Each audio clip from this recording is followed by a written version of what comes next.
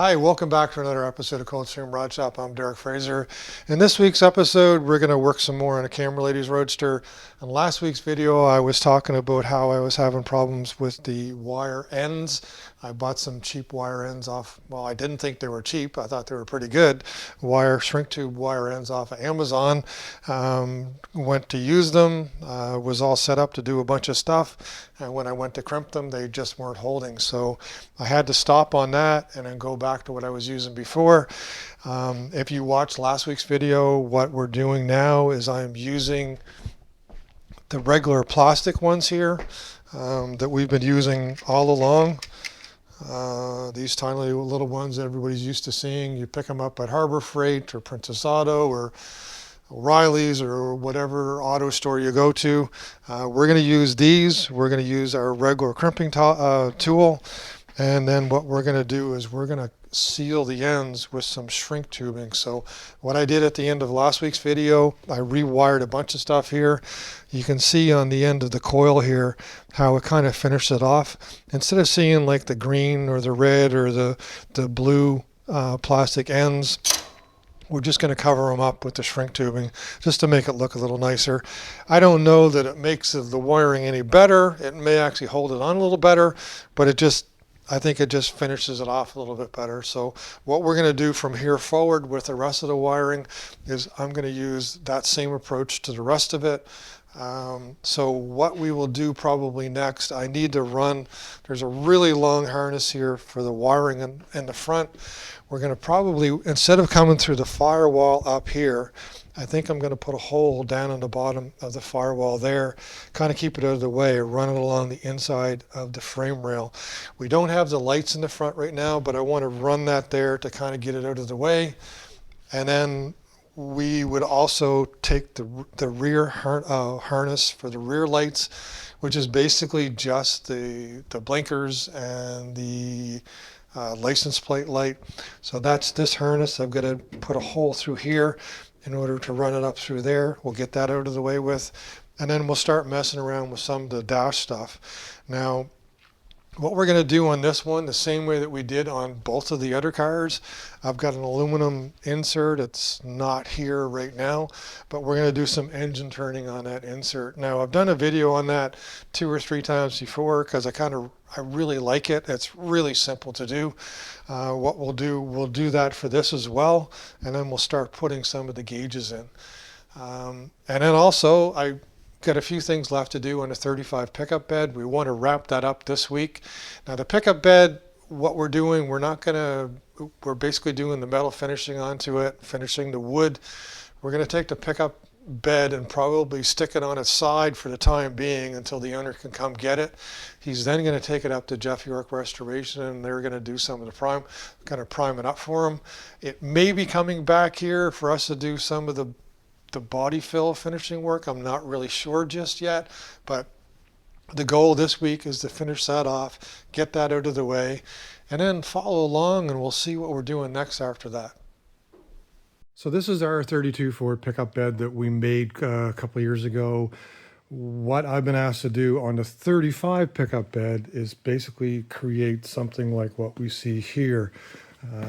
Just basically a little tab like this that welds to the side of the stake pocket, and then a little arm that comes out so that we can put like a nut and bolt or a clasp or something or other on the tailgate on the 35 pickup. The owner doesn't have an extra set of chains. He doesn't want to have the chains dangling along here. So this is what we did with our own. I got to try and put something a little nicer on there than a nut and a bolt, but a nut and a bolt for now kind of suits. We'll get a clasp or something, but we don't want to have like chains dangling and banging. I know another technique is to actually put like a spring-loaded catch or something on this side. We could have done that, but we would have had to cut these tabs off kind of thing. So for now, we'll just leave it. Ours is just going to stay like that, and we're going to make a similar kind of bracket on the side of the 35 Ford pickup bed too. So here are the beginnings of making those little brackets for the back of the tailgate for the 35 pickup bed. Most of it, well, actually one piece is made from 1/4 inch, the other piece is made from 3/16. Simply just cut them out here with you can cut them off with a cutoff wheel. You can cut them off with a plasma cutter or a bandsaw, whatever you have, whatever it takes to cut it off. But essentially you're going to cut the piece off. It's a 1/2 inch hole. We've got some holes here that we're going to use as plug welds to put us on the back of the bed. And then essentially after you rough cut it out, I just used the flapper wheel to smooth things out. So that's how I wound up at this piece. So what I'm going to do right now is I'm going to cut these 2 pieces, trim them all off. And then what I'll do is I'll take this, I'll bolt it to the tailgate over there, and I'll show you in a couple seconds. And then I'll tack weld it to this piece so I make sure I have it the right distance. Once I have it tack welded in place, I'll bring it back to the bench. I'll do a full weld onto it. Once this is welded to this as a full weld, then I'll weld it to the back of the pickup bed. So a couple steps here, so I'll show you each step. Well, here's what we're going to do for alignment. What you could do is figure out where it is on the bracket and weld it. Or I figured the easiest thing to do, just for alignment's sake, I'm going to actually tack it in place on the pickup bed where it's going to be. So by tightening a 1/2 inch bolt in place here, this arm is in a position and it will just hold it in place with a magnet. So what I'll do is I'll come in here and I'm going to tack either side of this piece, take it off, take it over to the bench, and then fully weld it. And then once it's fully welded, then we'll come back and then we'll spot weld these 2 spots there. Now, I probably could fully weld this here.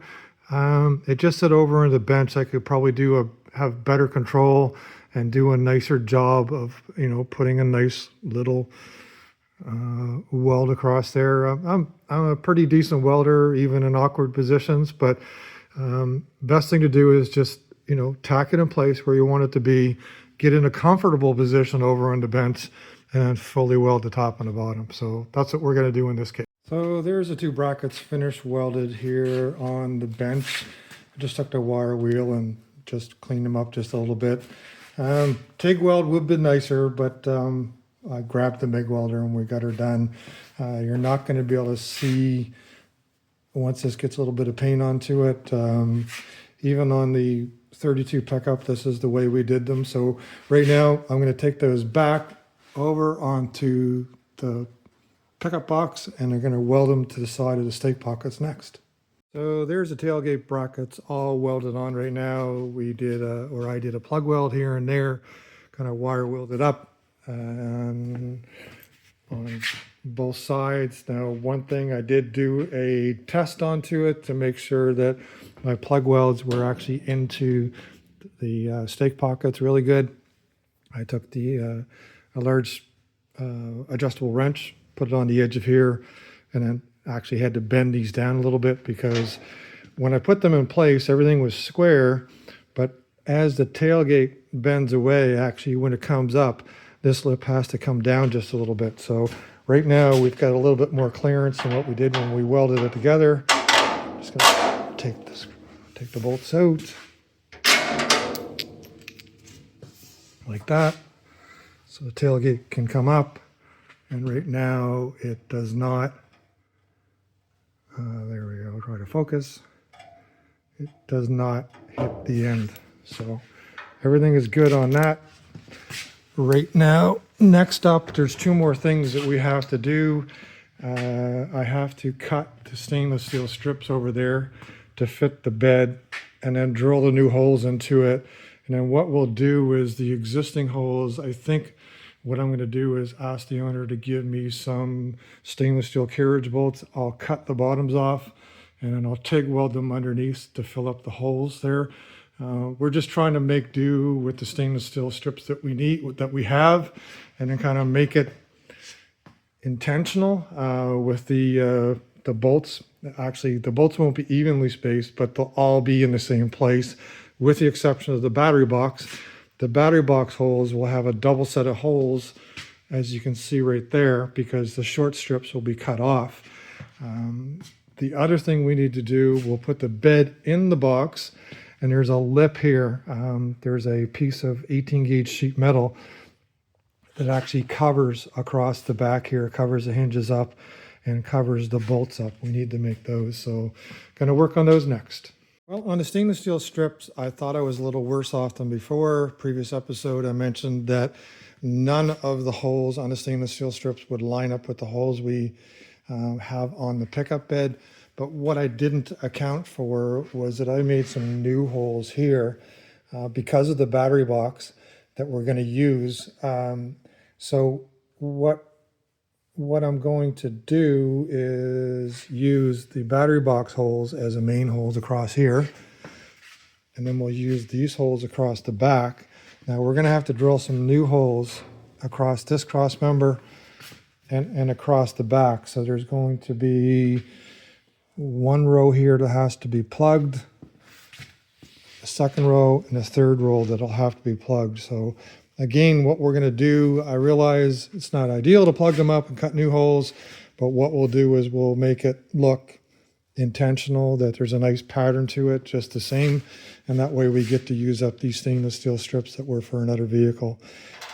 Still have to cut the ends here, cut the ends off there, and the other thing on the ends, on these ends, what I'm going to have to try and do is kind of crimp the end, because when you buy a set of these that fits one of these trucks, they actually, instead of leaving the ends open like this, you would kind of pound them down or bend them down or crimp them down or something so that they come down flush. You don't see the opened holes here. So gonna have to take a couple scrap pieces and play with that, see the best way to kind of crimp the end down, and I don't want it to look like we beat it, but don't know if we can put it in a vise or put it into press or do something to try and, you know, make the ends come down like that. So anyways, what I'm going to do right now is I'm going to mark these and I'm going to start cutting them. So here are all the bed strips all fitted in place. I cut them all to the right lengths that I wanted them. I cut 3 of them so that I could access the battery box just like I did before. We've got the extra holes drilled into it for where we need to put the bolts in place. As I said before, we're going to have to put some dummy bolts in those square ones just so that we look like it's intentionally done. It may look like it's kind of busy with extra bolts into it, but at least it'll be consistent from the front to the back. So stainless steel strips, you can drill them on the regular drill press there. You've just got to turn the speed down and just take your time. I've tried drilling some stainless steel things before. If you go too fast, you burn your drill bits out. Anyway, most of you guys that are watching this, I know you know that already. So anyways, those of you who don't, take your time drilling stainless steel. Make sure you got good high-speed steel bits too. Now what I did on the edges here, I played around with a couple of different things. This is the net effect that I have. So it's kind of bent down and flattened. I tried several different things, including beating it with a hammer, putting it on the press over there. Here's all of my trials here and everything else. But ultimately what I wound up doing was just marking a line along here at 3/16 of an inch, putting it in the brake. Just a second, I will. Putting it in the brake like that. You just back your brake off a little bit for the pressure. And then I just tipped it up at about a 45-degree angle. And that's what ultimately gave me kind of like the fold over look. And then I just kind of touched it up with like a 120 flapper disc to get the result that we've got over here. So it's not quite, the other thing I actually tried using the shear here. The shear cut through it. I don't know if I have one of those samples here or not. The shear cut through it there. But what happened was it cut it high. So on the edge, you would still have the look of it up like this. And I also thought probably cutting stainless steel on that shear wouldn't be such a great idea. It's probably kind of hard on my blade. So I only did this once. The end result was not what I really wanted. the end result that we've got right now is basically put it in the brake, bend it over, and then you've got like a tipped over kind of finished look that I was going for, like that along the edge. So when the tailgate goes down, you're gonna see it down like this. These are also intended to apply pressure to a stainless steel, or not a stainless steel, but a sheet metal cover that's going to go over this. So we're going to work on the sheet metal cover next. I've got to go into the shop and make some measurements off of the wood so that we can work on that. But right now, stainless steel strips are cut to size, down to my last coat or two of the wood, and then we'll be able to finish fit everything here. Just went in the shop and I got one of the pieces of wood that we're finishing right now. Still have one more coat to put on both sides of it, but I needed to bring it out in order to make this sheet metal back panel. So what I'm illustrating here is the back panel, or actually this little cover. It covers over the lip here, so it prevents water from going down inside, and it covers over it comes down enough to touch up with the hinge, but you actually don't have to put like a groove into it. And then also right there, I'm probably going to have to flatten out these pieces just a little bit. The intention of bending those over was kind of have them fold over and then put pressure on this metal panel that covers the back wood and the bolts and stuff. And what I've done before, just a simple panel, bent with like I think about a 3/8 lip.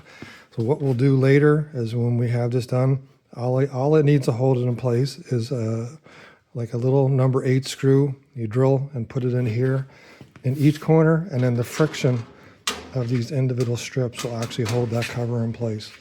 And of course, it's not going to come out because the tailgate is going to be there. It's more decorative kind of thing than anything. Well, it's functional because it actually keeps water from going down inside.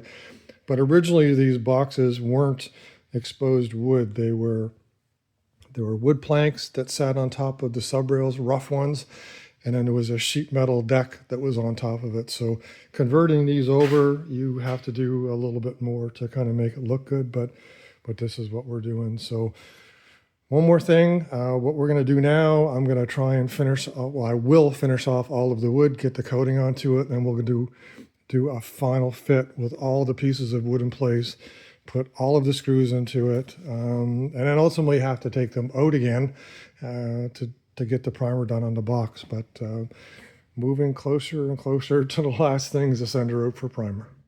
So today, like I said, we're going to do some engine turning on the dash insert. We've covered this quite a few times before, but I'm going to go over quickly what we're going to do because I've got to do it again for our Roadster. Ultimately, we want these little circular things all over the aluminum to give it that old school engine turning look. I've already done a little bit of it here. I've experimented in the past. There's all kinds of ways that you can do this. For as simple as a wire brush will do it. Be kind of rough, but it would actually do the trick. There's little deburring tools you can get to do it like that. What I originally did, I had a little sanding drum, and I basically glued some Scotch-Brite on the end of it like this. Now, I had to keep on gluing it on because it would actually wear out quite quickly. Then the other thing I realized, you can get these little Rolocs, these 3M Rolocs, where you've got Scotch-Brite pads like this to go onto the pad like that. So what I've done is I've taken these little Rolocs and I've cut them down to a smaller diameter. So essentially you can have a Roloc, you cut it down small enough that you can fit it on the disc like this. So that's what we're going to do. Now there's something else called Cratex. I think it's Cratex, like something like that. They actually sell tools for doing this. But if you just want to do something at home and get the same effect, this does the trick. The other thing, I'll go over a few of these. I'll do it a little further. I won't do the whole thing. I'll show you the final product. But don't get too excited over, I got to make them so far apart or whatever. If you've got a decent eye, just keep working your way across. It's going to look just fine. You can do a grid onto it and precisely put them in each place, and it might look a little bit better, but if you just freehand it, it looks great. If you make a mistake, you can start all over again and redo it. So don't get too wrapped up in the process. This is pretty simple to do. So I'm going to do a few of them here, and then you'll see what I'm doing. So you just basically overlap each by about 50%. Just push on it a little bit.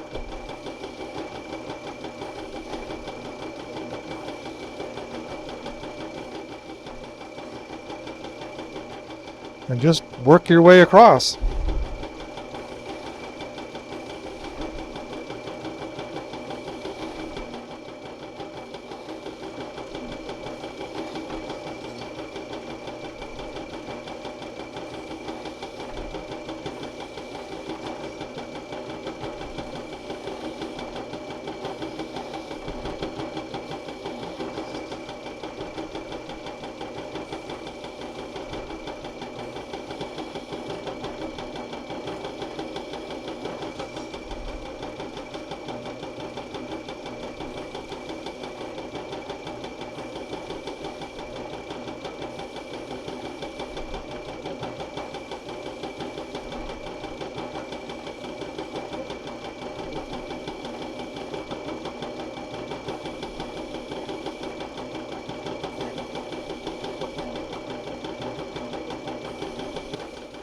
What I'm trying to do, if you notice, the center of my tool leaves a little circle there. So I'm trying to overlap this so it just catches that. So you just basically have the swirls. You've got a couple little spots in the center, but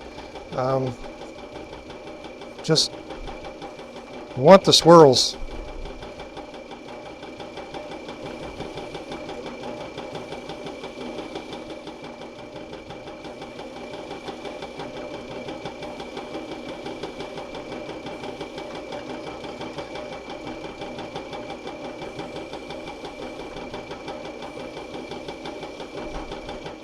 Okay, I'm just gonna keep on going here.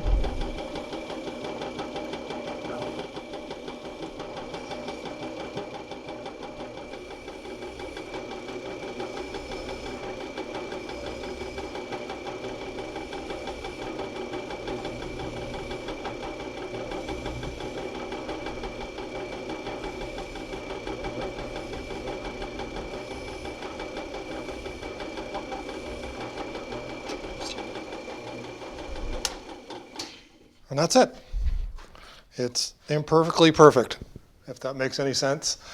So I didn't put a pattern over the whole thing. If you look at it, it's going to look just great as far as I'm concerned. This is what we did in the other ones. This is what we'll continue to do. You can go to greater lengths, like I said, draw a grid out, use a milling machine, use a special tool, but you can actually get the same effect with some pretty simple tools. So anyways, we're going to go and put this in the Camera Ladies Roadster, start putting some gauges in now. So here's a final fit of the bed wood after everything is finished. I've got all the stainless steel strips all cut to size, holes drilled. We've got the rear panel fabricated up right now. Everything still lines up the way I kind of expected it to, but I wanted to put everything together before we send it out for epoxy primer and stuff like that. We don't have the right size bolts to hold it down. So right now I just have 1/4 20 extra long bolts, which will basically show the alignment. And we don't have the stainless steel plugs to plug up the holes just yet, but the owner is going to take care of that. We don't need to do this or put that in permanently until the bed is completely painted. But right now, wood's finished, fits in place, stainless strips are all good. The last thing I have to do to this pickup bed before it goes out for epoxy prime and stuff is I've got a couple places where I just want to go over my plug welds.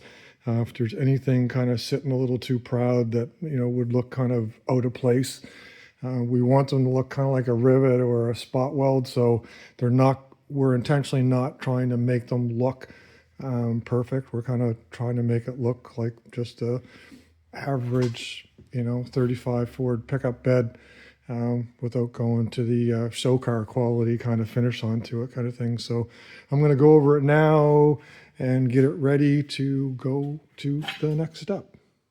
So the goal of this episode was to put in all of the gauges in addition to doing the engine turning, which at the point when I started it was a reasonable expectation. Came across a little bit of a hitch. For those of you who have bought these gauges off of eBay from they're Dolphin gauges, I think you can even buy the same ones from Speedway and a bunch of other different people. There's these tiny little indicator lights here. There's a blue one in the center for high beam. There's one on the right for right indicator, one on the left. Now, I've put these in 8, 9, 10 times. Never ever had a problem with them before.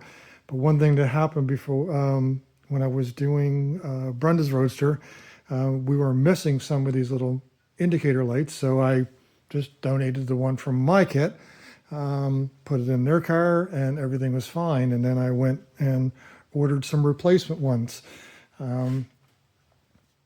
They didn't fit. I tried forcing them in, and I wound up blowing them to pieces. I bought these replacement ones from Speedway. Not saying that the Speedway ones are bad, but it looks as though either the holes in the dash were too small or this plastic was too big. And I normally don't force things in, but I did force them in. So basically destroyed 2 of these little lights mistakenly. Not something I normally do, but wasn't all that hard to do in this particular case. So anyways, I've ordered some more, so they'll be in a few days' time. The reason why I'm saying it, what I do is I work with this gauge, put the indicator light in, next gauge, indicator light, and I work my way across the dash. So I really don't want to go any further putting more gauges in until I have that indicator light. So in the meantime, what I've done, I've wired up the ignition switch, I've wired up the light switch. The light switch is in place. They can be easily dropped in, moved out of the way. I began running the rear harness through the floor, underneath the seat, and on the way back. These wires here are going to be accessories, power antenna, constant power to the radiator, and a bunch of things that we're just not going to use on the Roadster. So we're going to wind them up. We're going to put some ends onto it like this so they don't make contact with anything. And then we're going to hang them up underneath in the harness underneath, should we need them for something else in the future. Now, one thing I'm going to do is use one of these power lines. I'm going to run it down through here. And what I'm going to do is I'm going to put a little USB outlet. I don't want to put it in a dash. I'm actually going to put it right here. So it'll be underneath the seat. But I'm going to need one of those power lines that I'm going to run through. Oh, the other wire we're not going to use is the alternator exciter wire. Now, when you're running one wire distributors, if you buy the less expensive ones, let's say at low RPM, you need to run the exciter wire. We've covered that in a previous episode, but I buy the Tough Stuff one wire alternators, and they specifically say in the installation that you do not need to run an exciter wire and not to run it with their alternators. So that's what I've been running in all the other cars. And when I buy them, I step up and I buy those alternators. So the exciter wire is actually going to be plugged off and hung up underneath as well. So anyway, that's as far as probably tonight I'm going to be able to go with the wiring. A lot of it is laid out now. You can see them in the back. We need to hook up the taillights and then put the license plate light on later on. So still quite a bit more to do. Just didn't get what I wanted to do this time. So that's it for another week of Coldstream Rod Shop. The 35 pickup bed is gone as far as we're going to take it at the moment. Next step will be to take the wood and the strips out. We're going to tip this up on its edge because it needs to go get epoxy primer on it next. What I mentioned at the beginning of the video was that I would introduce what I have to do next. So once I take this off of the frame underneath, the owner has requested that I take the original box and reconstruct it back on the frame, make up a subrail to fit kind of thing. What he wants to do is basically he's got like a rat rod style truck that he wants to put in the yard. So he kind of wants the box put back together so he can sit on it. Not going to be anything nice. It's going to be more functional or visual than anything else. So I'm not sure how much of that project I'm going to show. I'll show you what I've done. I'll show you the process of building like a new subrail for the box. We'll straighten out the stuff to within reason to the point where we can put it back together again and have a square box with a tailgate onto it, but it's never going to get sandblasted or painted or anything like that. So that's the plan for that. Then on the Camera Ladies Roadster, we carried on with as much wiring as I could. Unfortunately, I buggered up those tiny little lights, and we'll have to wait for new ones to come in to finish putting the gauges in, but I'll carry on with whatever wiring we can on that as well. But anyway, that's it for this week of Coldstream Rod Shop. A little bit of work on the 35 pickup bed. Got some work done on the Camera Ladies Roadster. All is good. But that's it. Anyways, please like, share, tag, and subscribe. And come on back next week and see what we're up to. Everybody take care.